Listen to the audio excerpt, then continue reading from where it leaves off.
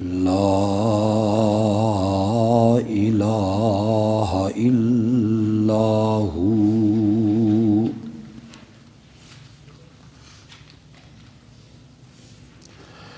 کل شیء ہالک الا وجہہ لہ الحکم والیہ ترجعون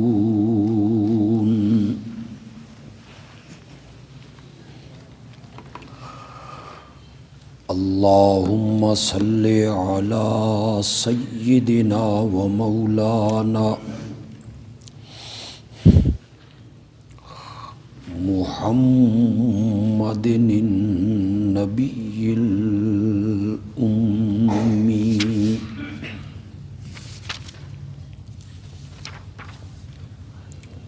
وعلى آلہ وأصحابہ وبارک وسلم ثم صلی علیہ۔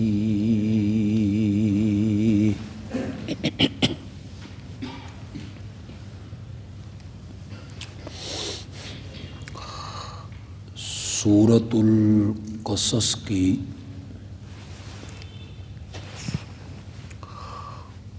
آیت نمبر 67 وہاں تک میں ترجمہ اور تفسیر بیان کر چکا ہوں۔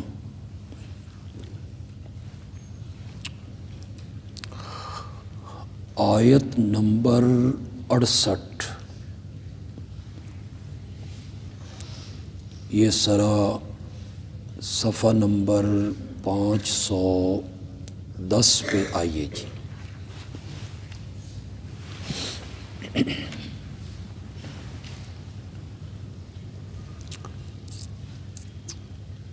آیت نمبر ہے 68۔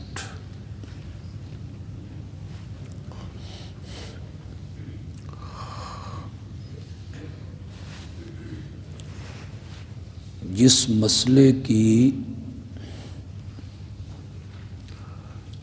دعوت حضرت موسیٰ کلیم اللہ نے پیش کی،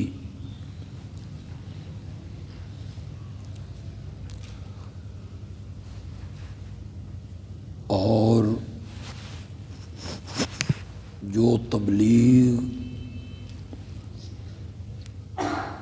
حضرت سیدنا موسیٰ کلیم اللہ نے لوگوں کے سامنے فرمائی، اس دعوت و تبلیغ کا خلاصہ تھا لا الہ الا اللہ۔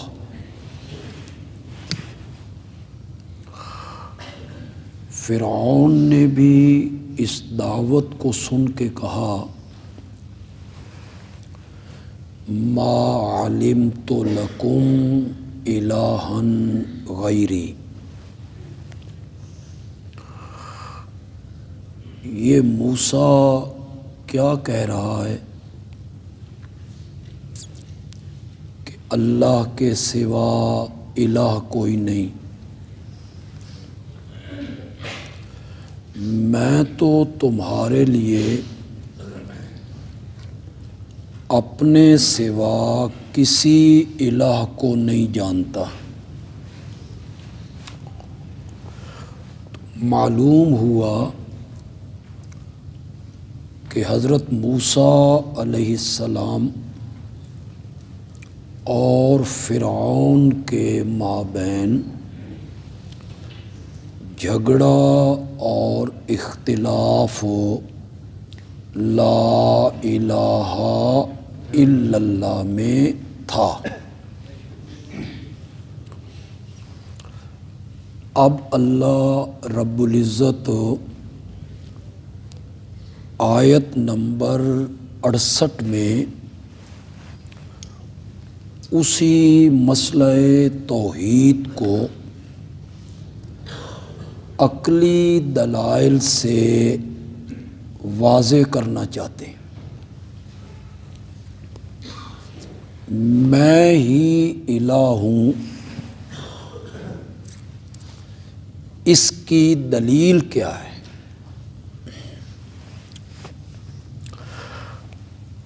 ہمارے استاذ محترم حضرت نیلوی رحمۃ اللہ علیہ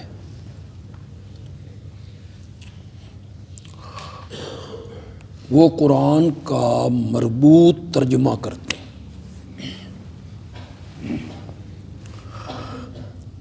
یعنی ترجمے میں اس آیت کو پچھلی آیت سے جوڑ دیتے ہیں،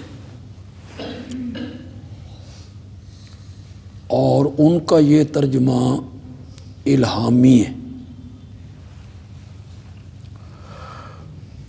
انہوں نے آیت نمبر 68 اور اس سے پہلی آیت کو جوڑا۔ آیت نمبر 67 میں کیا کہا؟ من تاب و آمن وعمل صالحا فعسى ان يكون من المفلحین، جس نے توبہ کی، ایمان لایا، اچھے عمل کی۔ تو حضرت نیلوی صاحب فرماتے ہیں کہ ایمان اور اعمال صالحہ کی جو بنیاد ہے وہ یہی عقیدہ ہے کہ عالم الغیب بھی صرف اللہ ہے اور مختار کل بھی صرف اللہ۔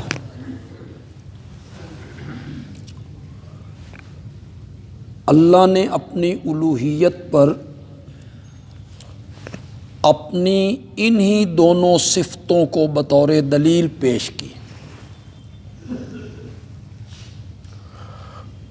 اور میں اتنی بار آپ کو یہ بات سمجھا چکا ہوں کہ میں اسے شمار بھی نہیں کر سکتا کہ الہ کی دو صفتیں ہیں، عالم الغیب ہونا اور مختار کل۔ یہ صفت کس کی ہے؟ الہ کی، الہ کی، جس میں یہ دو صفتیں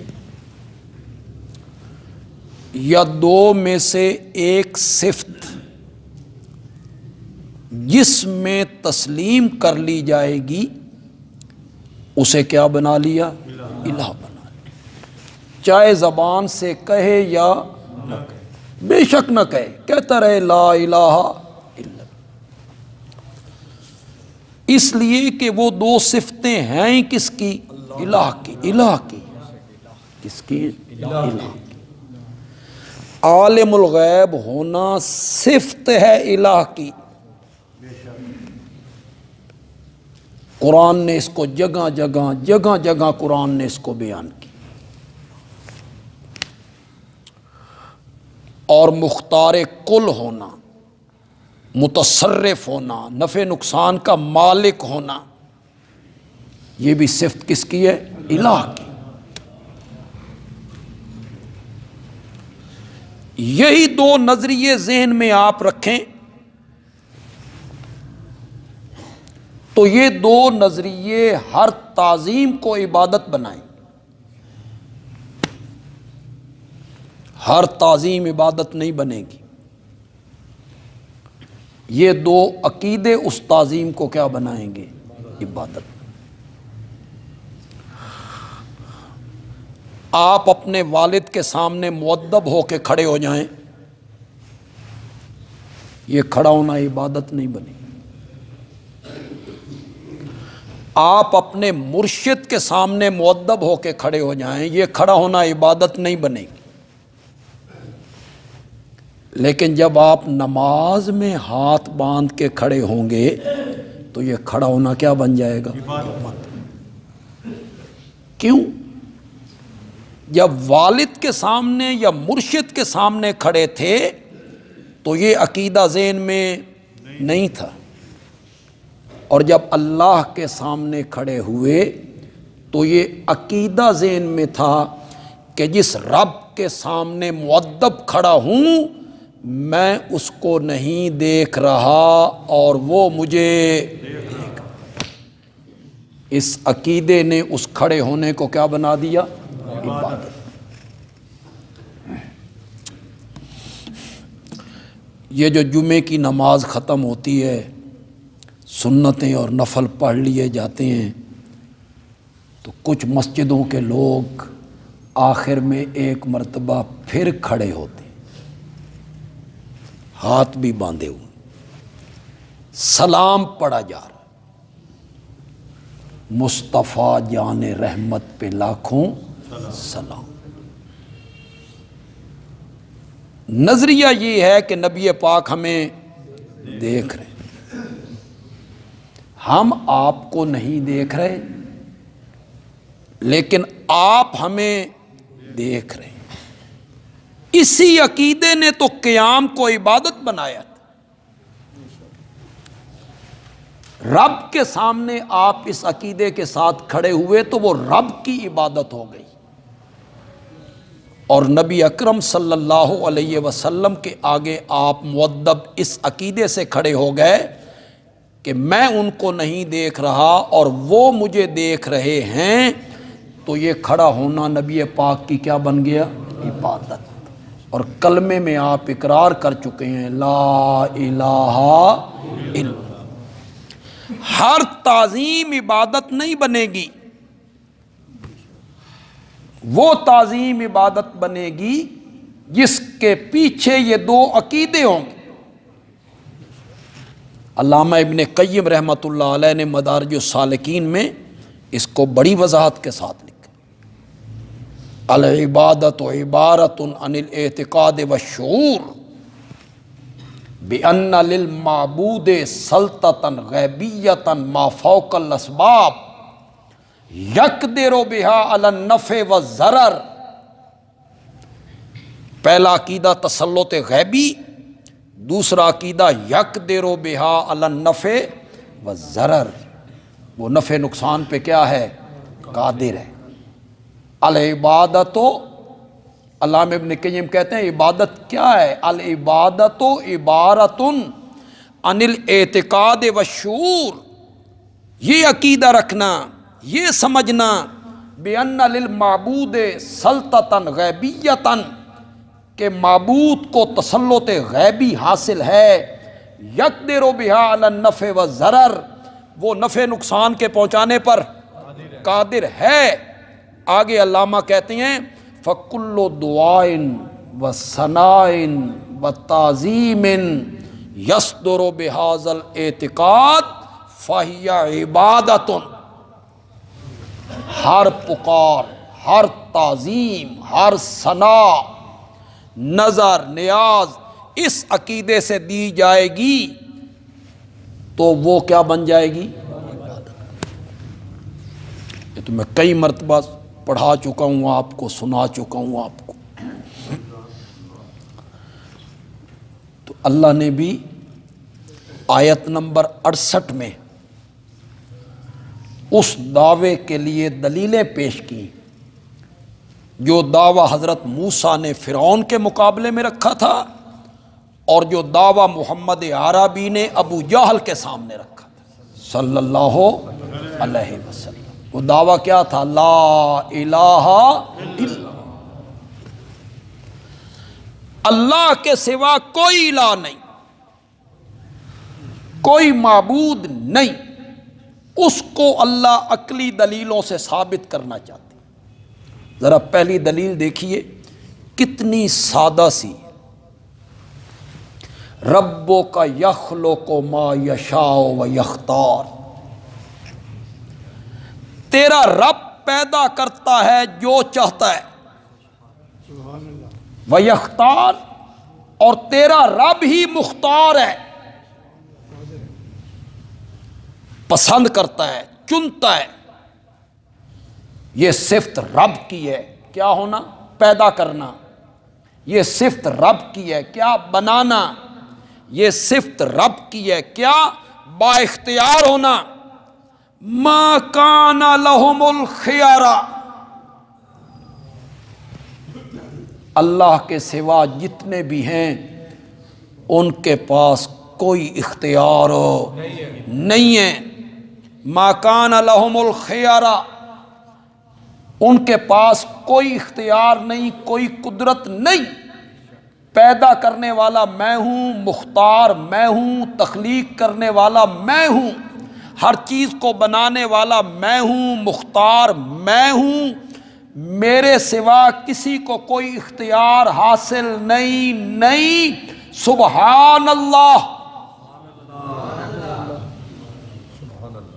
پاک ہے اللہ، وتعالی، اور بلند و بالا ہے اللہ، اما یشرکون، ان کے شریک بتانے سے، وہ جو بیان کرتے ہیں کہ فلاں کو بھی اختیار حاصل ہیں اور فلاں بھی کھوٹی قسمتیں کھڑی کر دیتے ہیں اور فلاں بھی نظر و نیاز کے لائق ہیں اور فلاں کا بھی سجدہ ہونا چاہیے اور فلاں بھی ہماری پکاریں سنتے ہیں، یہ جتنی باتیں مشرکین بیان کرتے ہیں، سبحان اللہ، اللہ اس سے کیا ہے؟ پاک ہے۔ یہ جو دو جملے ہیں جو ترازو کو بھر دیتے ہیں، کلمتان حبیبتان الی الرحمن خفیفتان علی اللسان ثقیلتان فی المیزان۔ امام بخاری نے اپنی کتاب کو یہاں ختم کی، یہ آخری حدیث ہے بخاری۔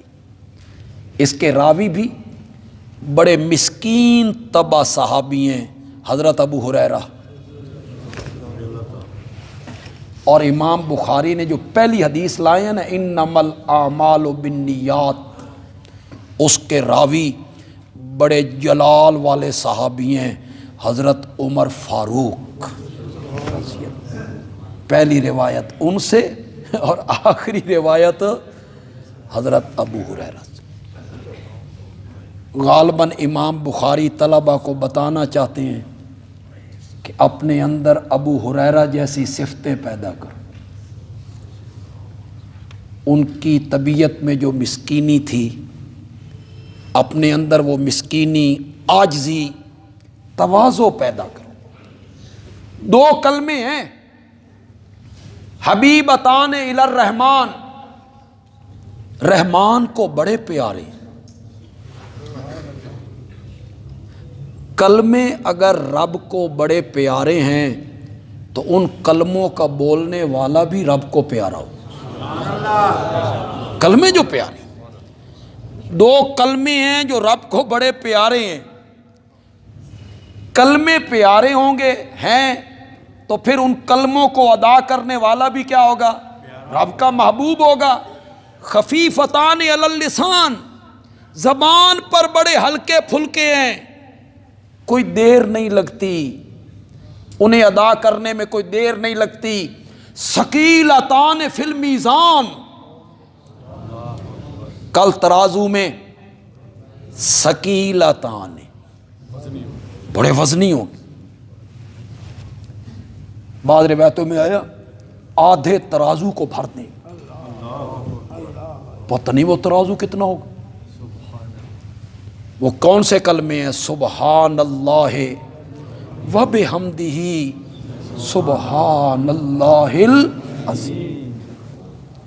دو کلمے ہیں، سبحان اللہ، الحمدللہ۔ الحمدللہ میں اس بات ہے، سبحان اللہ میں نفی ہے۔ نہیں سمجھ آئی تو یہ میں تھوڑے سامنے کی چھڑ دیتی ہے بحث یار۔ الحمدللہ میں اس بات ہے، سبحان اللہ میں نفی ہے. چلو اور آسان کرتا ہوں. الحمدللہ میں ہے یہ الحمدللہ ہے. کیا ہے مثلا اللہ خالق ہے یہ الحمدللہ ہے. اللہ رازق ہے، اللہ مالک ہے، اللہ روزی رساں ہے، اللہ عالم الغیب ہے، اللہ مختار کل ہے، اللہ نظر و نیاز کے لائق ہے. یہ الحمدللہ ہے. اثباتی صفات، اثباتی. سبحان اللہ نہیں. الحمدللہ ہے. اللہ خالق ہے، مالک ہے، رازق ہے. سبحان اللہ نہیں. اس کا والد کوئی نہیں، اس کا کنبہ کوئی نہیں، اس کی اولاد کوئی نہیں، اس کا شریک کوئی نہیں، اس کا مثل کوئی نہیں، اسے نیند نہیں آتی، اسے موت. یہ ہے سبحان اللہ. یہ تو ان عالمی سمجھ نہ آوے تھے، پھر اللہ تو ان سمجھائے. میں نے تو بڑے آسان طریقے سے تمہیں دونوں کلمے سمجھا دی. سبحان اللہ کیا ہے؟ نہیں. قرآن پڑھو. قل هو اللہ احد لم یلد نہیں، لم یولد نہیں، لا تأخذہ سنۃ نہیں، اسے نیند نہیں آتی. یہ سبحان اللہ. اسے اونگ نہیں آتی. وتوکل علی الحی الذی لا یموت. پھر لا آ گیا، لا یموت. یہ سبحان اللہ. تو یہاں سبحان اللہ سے مراد کیا ہوگا؟ وہ جو شریک بتاتے ہیں، بیان کرتے ہیں، قصے سے کہانیاں جوڑتے رہتے ہیں، سبحان اللہ.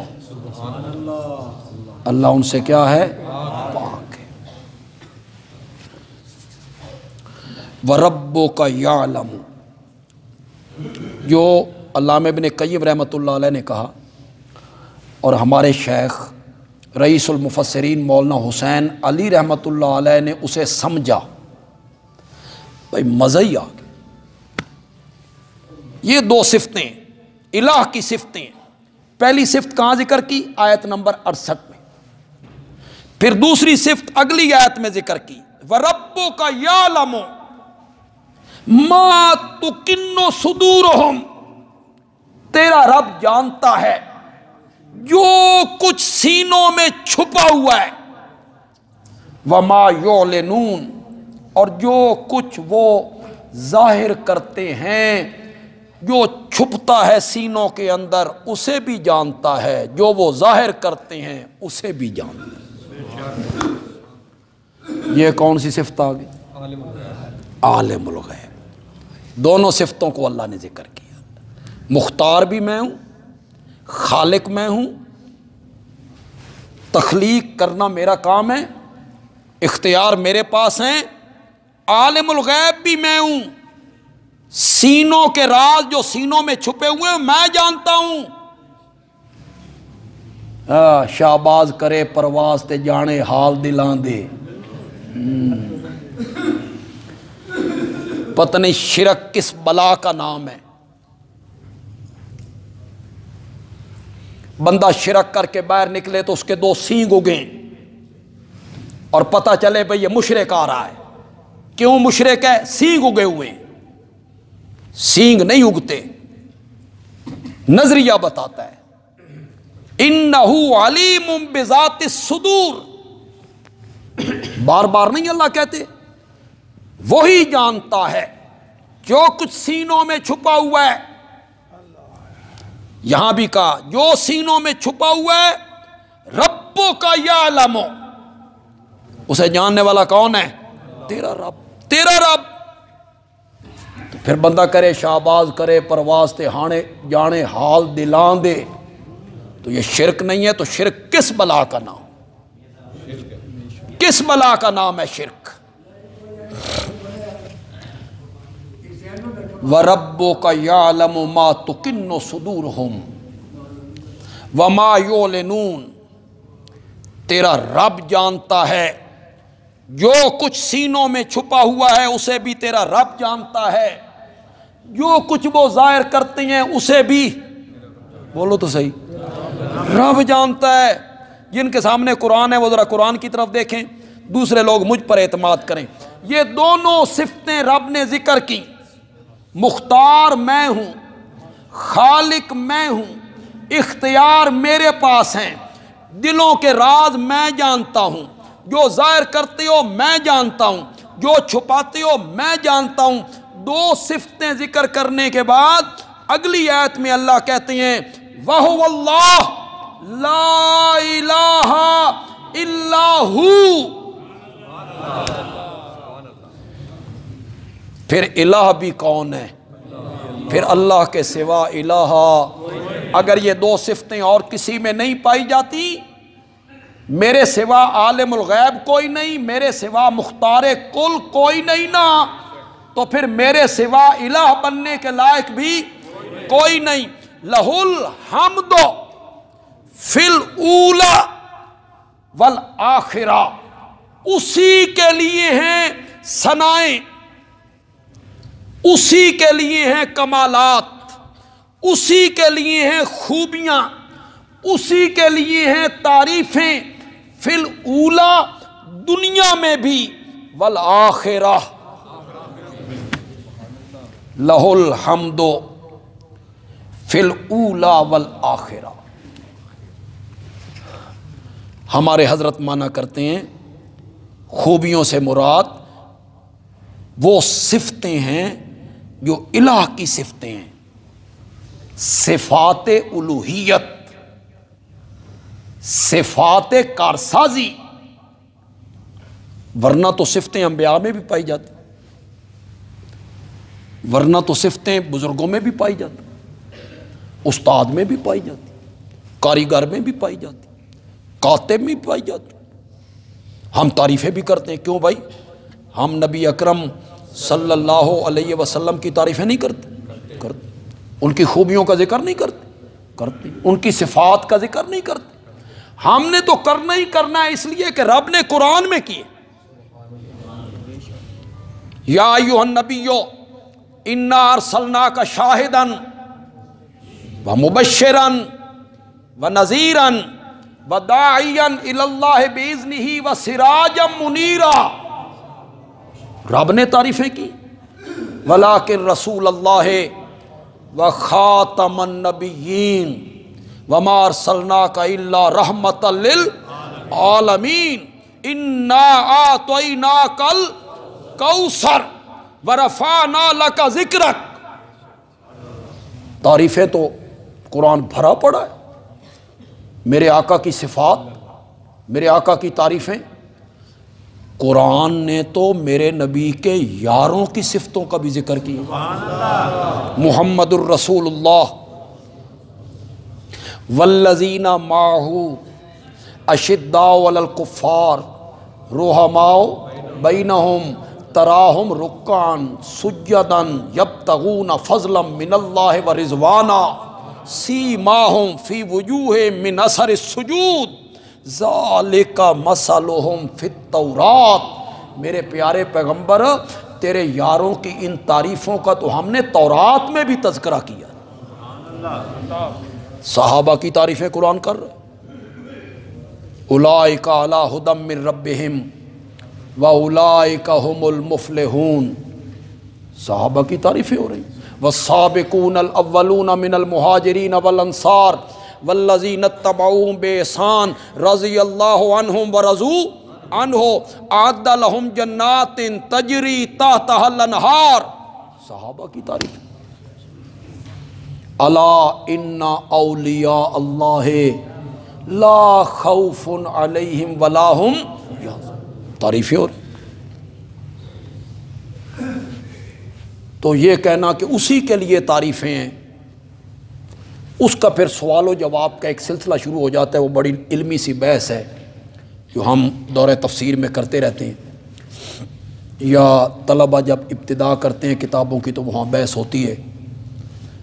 لیکن ہمارے شیخ نے جو معنی کیا نا، اس پر کوئی اعتراض نہیں، مزہ نہیں آگے، کوئی شبہ نہیں۔ وہ کہتے ہیں یہاں ساری صفتیں مراد نہیں ہیں، صفات الوہیت مراد ہیں، صفات الحمدللہ، اس میں کیا کہیں گے؟ تمام صفات الوہیت الہ والی صفتیں للہ، کس کے لیے؟ وہ کسی نبی میں نہیں پائی جاتی، وہ کسی ولی میں نہیں پائی جاتی، وہ الہ والی صفتیں پائی جاتی ہیں تو صرف کس میں پائی جاتی ہیں؟ اللہ ہی میں۔ لہ الحمد فی الاولی والآخرہ، اسی کے لیے تعریفیں ہیں دنیا میں بھی اور آخرت میں بھی، وَلَهُ الْحُکْمُ، اور اسی کا راج ہے،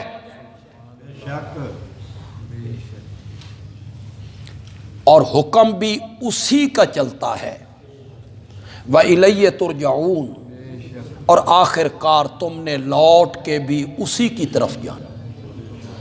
کیا ہے قرآن کی فصاحت، قرآن کی بلاغت تو دیکھیں، 2-4 آیتوں میں رب کی کتنی صفتوں کو ذکر کرتا۔ خالق میں ہوں، مختار میں ہوں، میرے سوا مختار کوئی نہیں، میں شریکوں سے پاک ہوں، دلوں کے راز میں جانتا ہوں، الہ میں ہوں، دنیا آخرت میں حمدیں میرے لیے ہیں، حکم میرا چلے گا اور سب نے لوٹ کے میری طرف۔ ان الحکم الا للہ، للہ الامر، امر اور حکم اللہ کا چلے گا۔ دھرتی اگر رب کی ہے، زمین اگر رب کی ہے نا، تو پھر اس دھرتی پر حکم بھی رب کا چلے گا، قانون غیروں کا نہیں چلے گا، رب کا قانون چلے گا۔ یہ نہیں کہ پارلیمنٹ میں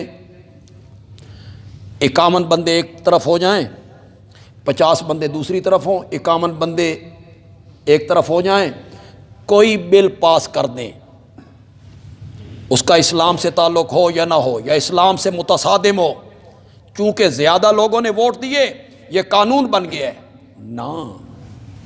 لہ الحکم، حکم اللہ کا ہے، امر اللہ کا ہے، اللہ کے حکم کے علاوہ اس کے مقابلے میں کوئی قانون اور دستور بنانا نہیں ہے۔ یہ ہمارے پاکستان کے آئین میں لکھا ہوا ہے، پاکستان کے آئین میں یہ درج ہے کہ پاکستان کا کوئی قاعدہ، کوئی شک قرآن و سنت سے متصادم ہو نہیں ہو۔ حکم بھی کس کا چلے گا؟ اللہ۔ حاکم بھی کون ہے؟ اللہ۔ یہ ایک دلیل اللہ نے دے دی۔ میں نے کئی دفعہ آپ کو یہ سمجھایا، بتایا، سمجھایا، اللہ جب دلائل دینے لگتے ہیں اپنی الوہیت پر، تو پھر اللہ 1-2 دلیلیں نہیں دیتے، پھر اللہ دلائل کی بارش برسا دے، حالانکہ ایک دلیل ہی کافی، آکر راہ اشارہ کافی ہے، عقل مند بندے کے لیے اشارہ ہی کافی ہے۔ یہ جو 2 دلیلیں اللہ نے دی ہیں یہ کم ہے دلیلیں؟ ربوں کا یخلق ما یشاء و یختار، ربوں کا یعلم، بڑی زبردست دلیلیں ہیں جو اللہ نے دی ہیں، لیکن پھر اللہ انداز بدل بدل کے اللہ دلیلیں دیتے۔ اب جو اگلی دلیل اللہ نے دی نا، اس کو ہم کہتے ہیں دلیل عقلی علی سبیل الاعتراف من الخصم، ایسی دلیل عقلی جس کا اعتراف اللہ دشمنوں سے کروا رہا ہے۔ اللہ مشرکین سے پوچھتا ہے تساں دسو، تم بولو، اعتراف کرواتی ہیں اللہ۔ قل، یہاں پوچھنے کے معنی میں، کہہ دیجئے یعنی پوچھیے، کیونکہ آگے سارا خطاب مشرکین کو ہو رہا ہے۔ میرے پیغمبر پوچھ، ارائی تم، بھلا دیکھو تم، ان جعل اللہ علیکم اللیل سرمدن، اگر اللہ تم پر طاری کر دے رات ہمیشہ، الی یوم القیامہ، رات ہی رات، رات ہی رات، رات ہی رات اللہ تم پر طاری کر دے، من الہ غیر اللہ، کون معبود ہے اللہ کے سوا، یاتیکم بضیاء، جو تمہارے پاس دن کی روشنی کو لا سکے؟ ہے تمہارا کوئی معبود؟ ہے تمہارا کوئی مشکل کشا جن کے متعلق کہتے ہو ہمیں جو کچھ دے رکھا ہے حضرت صاحب کی نظر کرم ہے، یہ گنج بخش ہیں، غوث اعظم ہیں، لجپال ہیں، غریب نواز ہیں، ان کو اختیار حاصل ہیں، جو چاہیں کریں۔ اللہ کہتے ہیں اگر میں رات طاری کر دوں تم پر، ہے تمہارا کوئی مشکل کشا جو تم پر دن کی روشنی لائے؟ افلا تسمعون، سنتے کیوں نہیں ہو؟ یہ استفہام طلبی ہے جی۔ استفہام طلبی کا مطلب ہوتا ہے سنو، سنتے کیوں نہیں ہو یعنی سنو۔ میرے پیغمبر ان سے پوچھ، اگر اللہ تم پر قائم کر دے النہار، دن، سرمدن، ہمیشہ، الی یوم القیامہ، سورج ڈوبے ہی نہیں، دن ہی دن، دن ہی دن، قیامت کے دن تک، من الہ غیر اللہ یاتیکم بلیل، کون معبود ہے اللہ کے سوا جو تمہیں رات لا کے دکھائے، سورج غروب کر کے دکھائے؟ کون ہے؟ تسکنون فیہ، تاکہ تم اس میں سکون حاصل کرو، سو جاؤ، رات آ جائے سو جاؤ، آرام حاصل کرو۔ کون ہے؟ افلا تبصرون، دیکھتے کیوں نہیں ہو؟ استفہام طلبی ہے، یعنی دیکھو، آنکھیں کھولو، سنو۔ تمہیں سمجھ نہیں آ رہا کہ تمہارے مشکل کشا اور حاجت روا، ان کے پاس یہ طاقتیں، یہ قوتیں، یہ ہمتیں ان کے پاس موجود نہیں ہیں؟ رات اور دن کے نظام کو چلانا، رات کے بعد دن کو لانا، دن کے بعد رات کو لانا، یہ سارے اختیار اسی کے پاس ہیں جو کائنات کا الہ ہے، جو الہ ہے اسی کے یہ اختیارات ہیں۔ اگلی آیت میں اللہ نے اس کو تھوڑا سا، اس مضمون کو تھوڑا سا کھولا، وَمِن رَحْمَتِهِ، اور اللہ کی رحمت میں سے ہے، یہ اللہ کی بڑی مہربانی ہے، یہ اللہ کا بڑا کرم ہے، یہ اللہ کی بڑی رحمت ہے۔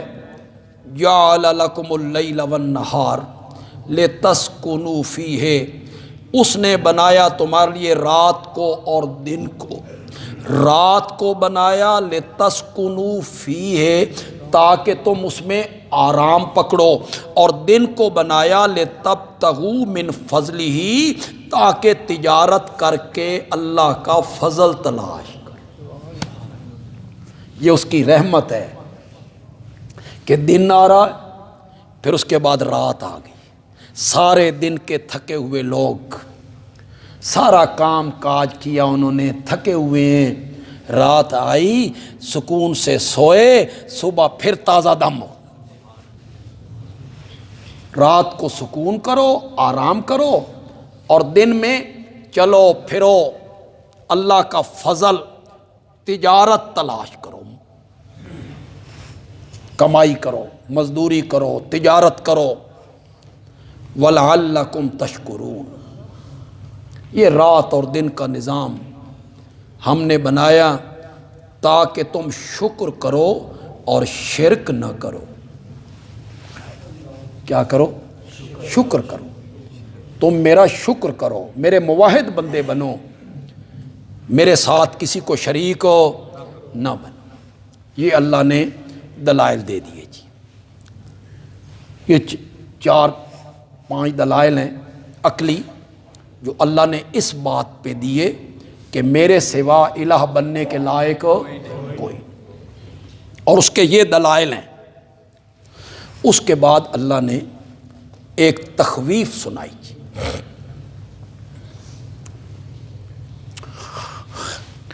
تخویف یعنی ڈراوا۔ قیامت کا ایک منظر اللہ نے پیش کیا تاکہ لوگ ڈریں اور میری بات کو تسلیم کر لیں۔ کچھ طبیعتیں ایسی ہوتی ہیں جو خوف کی وجہ سے مان جاتی ہیں، اور کچھ طبیعتیں ایسی ہوتی ہیں جو خوشخبری کی وجہ سے مان جاتی ہیں۔ تو قرآن میں اللہ ان دونوں چیزوں کو ساتھ ساتھ چلاتے ہیں، ڈراوا، خوشخبری۔ مشرکین کے لیے ڈراوا اور مومنوں کے لیے خوشخبری۔ وَيَوْمَ يُنَادِيهِمْ، اور جس دن اللہ ان کو آواز لگائے گا، اَيْنَ شُرَكَائِي، کہاں ہیں میرے شریک، الَّذِينَ كُنْتُمْ تَزْعُمُونَ، جن کو تم گمان کرتے تھے، تمہارا دعویٰ تھا کہ یہ بھی کچھ اختیار رکھتے ہیں، ہم سے مصیبتیں ہٹا دیتے ہیں، دکھ دور کر دیتے ہیں، کھوٹی قسمتیں کھری کر دیتے ہیں، لجے پالتے ہیں، ہمیں جو کچھ دے رکھا ہے ہمارے حضرت صاحب کی نظر کرم ہے، ان کے نام کی نظر و نیاز دیں گے، خوش ہوں گے، جانوروں کے دودھ میں برکت ہوگی۔ جن کو تم گمان کرتے تھے دنیا میں، اَيْنَ شُرَكَائِي، کہاں ہے میرے شریک،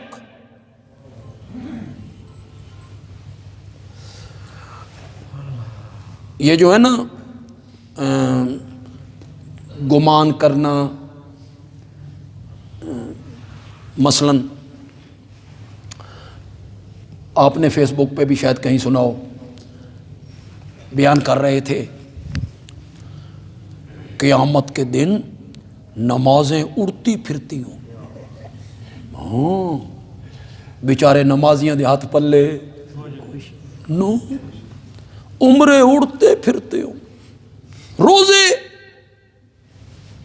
انہوں دا نام نشان نہیں لبے گا، حج عمرے کہیں نظر نہیں آئیں گے، نہ تہجد خیرات صدقے تسبیحاں نہ۔ اللہ تعالیٰ پوچھیں گے علی کی ولایت کو مانتے ہو؟ جو علی کی ولایت کو نہیں مانتا وہ انبیاء کے برابر بھی عبادت لے آئے، اس کو کچھ نہیں ملے گا۔ اور علی کی ولایت کو مانتا ہے، اس کا عمل کچھ بھی نہیں ہوگا، وہ جنت میں جائے۔ یہ ہے الذین کنتم تزعمون، جن کے متعلق تم بڑے گمان کیا کرتے تھے۔ ایک اہل سنت عالم، اہل سنت میں اس لیے کہہ رہا ہوں کہ وہ خود کہتا ہے کہ میں سنی ہوں،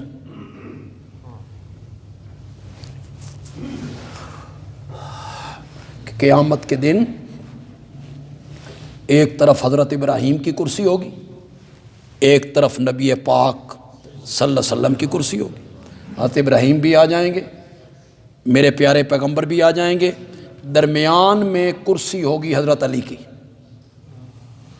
ان کی درمیان میں ہوگی۔ پھر اللہ جنت اور جہنم کی چابیاں حضرت علی کی گود میں رکھ دیں گے، اے چابیاں اور تیرے کول، جس نو مرضی آئی جنت بھیج تے، جس نو مرضی آئی جنت۔ اب وہ سننے والے کہتے ہیں ہاں جنت تقسیم ہی حضرت علی نے کرنی ہے۔ یہ ہے الذین کنتم تزعمون، جن کے متعلق تمہارے بڑے دعوے تھے کہ ان کی محبت کی وجہ سے ہم جنت میں چلے جائیں گے، آئینہ کہاں ہیں وہ؟ بلاؤ ان کو۔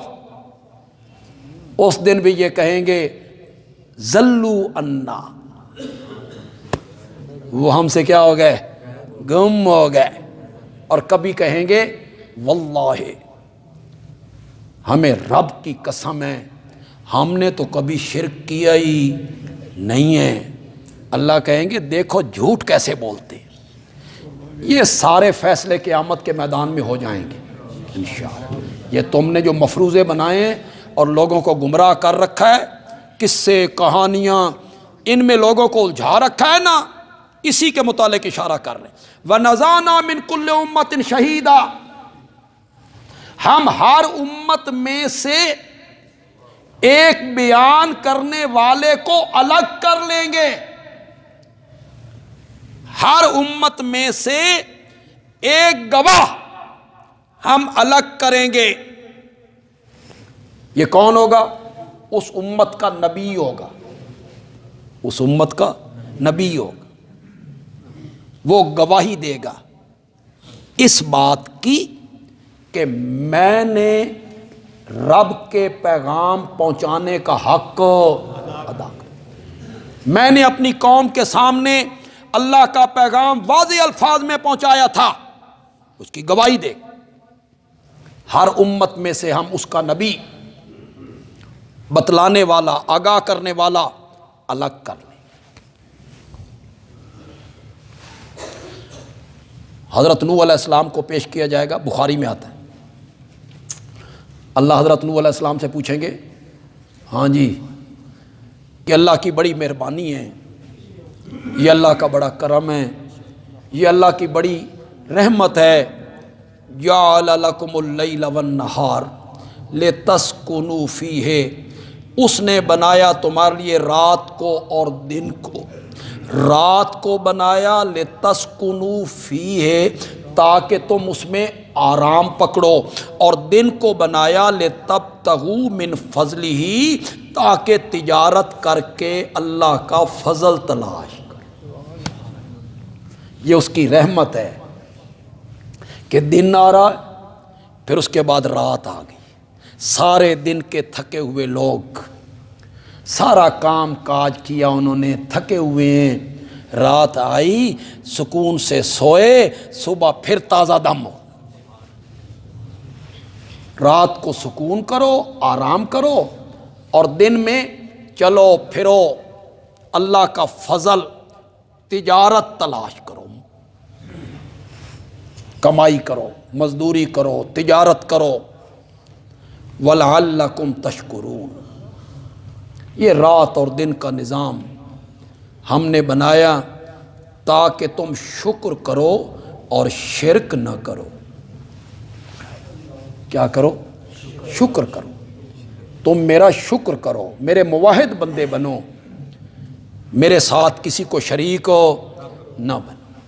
یہ اللہ نے دلائل دے دیے جی، یہ 4-5 دلائل ہیں عقلی جو اللہ نے اس بات پہ دیے کہ میرے سوا الہ بننے کے لائق کوئی، اور اس کے یہ دلائل ہیں۔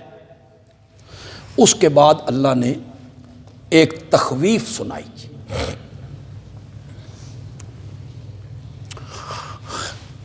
تخویف یعنی ڈراوا، ڈراوا، قیامت کا ایک منظر اللہ نے پیش کیا تاکہ لوگ ڈریں اور میری بات کو تسلیم کر لیں۔ کچھ طبیعتیں ایسی ہوتی ہیں جو خوف کی وجہ سے مان جاتی ہیں، اور کچھ طبیعتیں ایسی ہوتی ہیں جو خوشخبری کی وجہ سے مان جاتی ہیں۔ تو قرآن میں اللہ ان دونوں چیزوں کو ساتھ ساتھ چلاتے ہیں، ڈراوا، خوشخبری، مشرکین کے لیے ڈراوا اور مومنوں کے لیے خوشخبری۔ وَيَوْمَ يُنَادِيهِمْ، اور جس دن اللہ ان کو آواز لگائے گا، اَيْنَ شُرَكَائِي، کہاں ہیں میرے شریک، الَّذِينَ كُنْتُمْ تَزْعُمُونَ، جن کو تم گمان کرتے تھے، تمہارا دعویٰ تھا کہ یہ بھی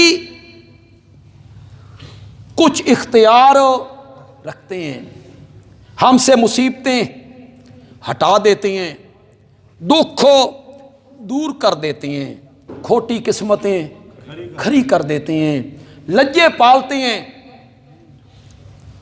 ہمیں جو کچھ دے رکھا ہے ہمارے حضرت صاحب کی نظر کرم ہے،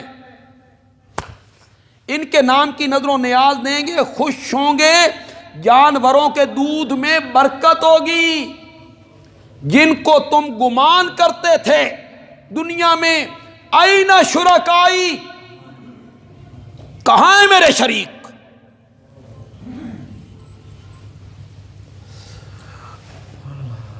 یہ جو ہے نا گمان کرنا، مثلا آپ نے فیس بک پہ بھی شاید کہیں سنا ہو، بیان کر رہے تھے قیامت کے دن نمازیں اڑتی پھرتی ہوں۔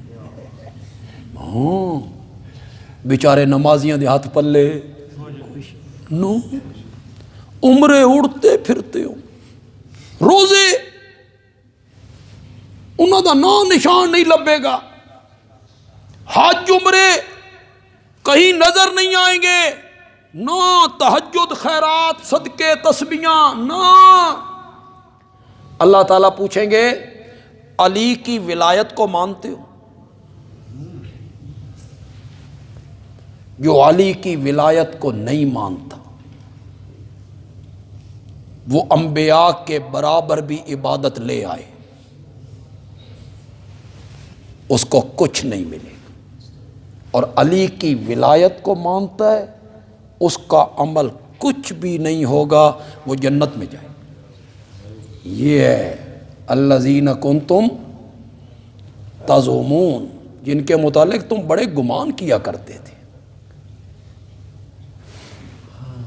ایک اہل سنت عالم، اہل سنت میں اس لیے کہہ رہا ہوں کہ وہ خود کہتا ہے کہ میں سنی ہوں،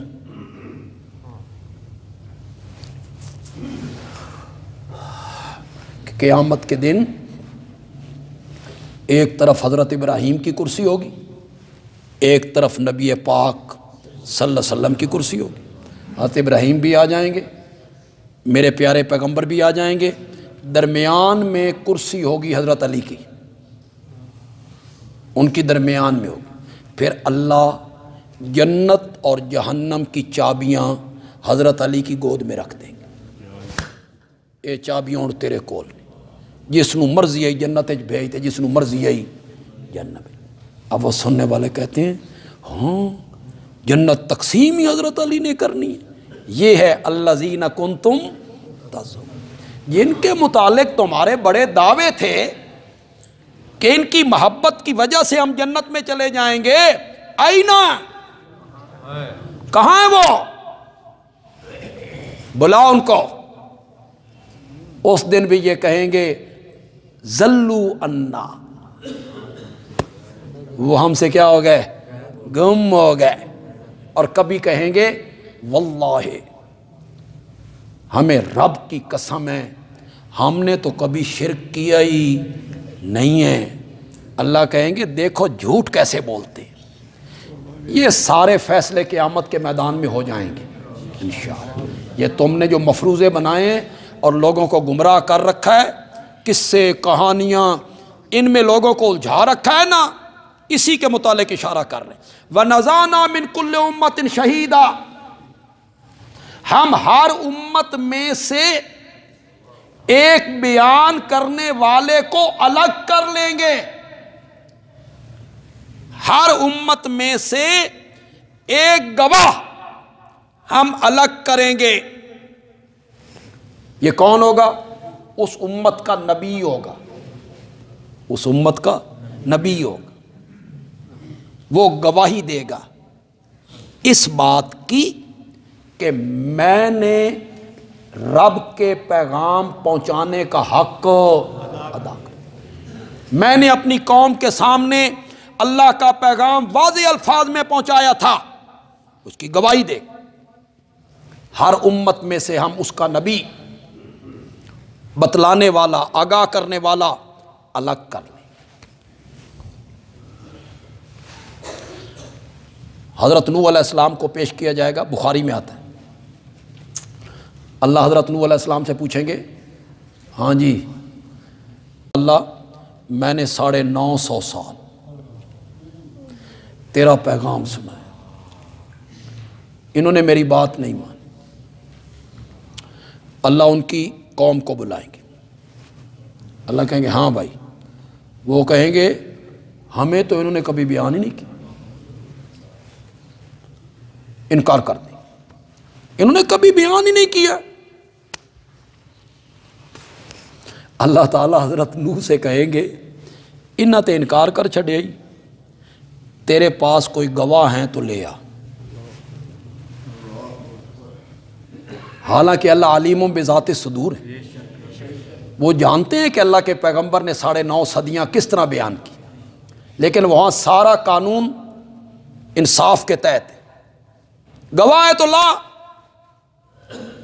حضرت نوح نبی اکرم صلی اللہ علیہ وسلم کو اور پوری امت کو بطور گواہ پیش کریں گے، آپ میں سارے، کہ انہوں نے تبلیغ کی، انہوں نے حق ادا کیا، اللہ ہم پہ جرا کریں گے۔ تم اس وقت تھے؟ تم تو تھے ہی نہیں، تم کیسے گواہی دیتے ہو؟ تو ہم کہیں گے جو آخری کتاب تو نے اپنے آخری نبی پہ نازل کی تھی، اس کتاب میں ہم نے پڑھا تھا کہ حضرت نوح نے تبلیغ کا حق ادا کیا، اسی کو میرے نبی نے بیان کر کے فرمایا۔ وہ جو دوسرے پارے کی ابتدا میں آیت ہے وَكَذَلِكَ جَعَلْنَاكُمْ أُمَّةً وَسَطًا لِتَكُونُوا شُهَدَاءَ عَلَى النَّاسِ، اللہ نے تمہیں بہترین امت بنایا ہے اور تم سارے لوگوں کے متعلق بیان کرنے والے گواہ ہو۔ اس پہلی امتوں کی گواہی بھی جس طرح حضرت نوح علیہ السلام کے بارے میں آتی، یہ اس امت کا نبی مراد ہے جی، گواہ سے اس امت کا نبی مراد، اور اس نے اپنی امت کی گواہی دی۔ اگر کسی کے ذہن میں یہ ہو کہ نبی پاک صلی اللہ علیہ وسلم گواہ بن کے اٹھیں گے، تو پھر اگر آپ ہمارے حالات سے واقف نہ ہوں اور ہمارے حالات کو نہ جانتے ہوں تو گواہی کیسے دیں گے؟ یہی تو پھر دھوکہ دیا جاتا ہے ان لوگوں کو، وہ کہتے ہیں نبی پاک نے گواہی نہیں دینی ہے، تو اگر آپ ہمارے حالات سے واقف ہی نہ ہوں تو پھر گواہی کیسے دیں گے؟ میں عرض کروں گا، میرے آقا نے فرمایا، بخاری میں آئے کہ جب مجھ سے پوچھا جائے گا وہی سوال جو حضرت عیسیٰ سے کیا گیا تھا، آپ لوگوں سے کہہ کے آئے تھے کہ میری پوجا پاٹ کرنا، مجھے عالم الغیب مختار کل سمجھنا، یہ آپ کہہ کے آئے تھے۔ فَأَقُولُ كَمَا قَالَ الْعَبْدُ الصَّالِحُ عیسیٰ ابن مریم، میں وہی بات کہوں گا جو مجھ سے پہلے مریم کے بیٹے عیسیٰ رب کے دربار میں کہہ چکے ہوں گے، میں وہی بات کہوں گا، کیا؟ وَكُنْتُ عَلَيْهِمْ شَهِيدًا مَا دُمْتُ فِيهِمْ، میں اس وقت تک کا تو گواہ ہوں جب تک میں ان کے اندر موجود تھا۔ فَلَمَّا تَوَفَّيْتَنِي كُنْتَ أَنْتَ الرَّقِيبَ عَلَيْهِمْ، اور جب تو نے مجھے اپنے پاس بلا لیا اس کے بعد کا مجھے کوئی پتہ نہیں، تو جانتا ہے۔ تو ہر امت کا نبی اس امت پہ گواہ بنے گا، وہ بتائے گا کہ میں نے ان کے سامنے تیرا پیغام پہنچا دی ہے، انہوں نے مجھے آگے سے کیا جواب دیا، یہ بھی نبی ان کے سامنے ذکر کر دے گا۔ وَنَزَعْنَا مِن كُلِّ أُمَّةٍ شَهِيدًا فَقُلْنَا، پھر ہم کہیں گے کن کو؟ مشرکین کو، ہاتوا برہانکم، تم اپنے شرک پر کوئی دلیل لاؤ، اپنے عقیدے پر کوئی دلیل پیش کرو، انبیاء نے تو تمہیں جھٹلا دیا ہے۔ ہاتو برہانکم، اپنے شرکیہ نظریات پر کوئی دلیل پیش کرو۔ فعالموا، وہاں پہنچ کے انہیں سمجھ آ جائے گی ان الحق للہ، الوہیت حق تھا تو کس کا تھا؟ ان الحق للہ، الوہیت حق تھا تو اللہ ہی کا تھا۔ وَضَلَّ عَنْهُمْ، اور گم ہو جائیں گے ان سے ما کانوا یفترون، جو کچھ وہ افترا کیا کرتے تھے، جو کچھ دنیا میں افترا کرتے تھے، باتیں بناتے تھے۔ جنت تو ہے ہی حضرت علی کی، تقسیم ہی انہوں نے کرنی ہے۔ جنت کی ساری زمین ہے ہی حضرت حسین کی، تقسیم ہی انہوں نے کرنی ہے۔ ہمارا تعلق ہے ان سے، لہذا جنت ہمارے لیے۔ یہ ساری باتیں افترا جو کچھ وہ کر رہے ہیں دنیا میں، یہ سارے میدان معاشر میں کیا ہو جائیں گے؟ ختم ہو جائیں گے۔ الحمدللہ رب العالمین والصلاۃ والسلام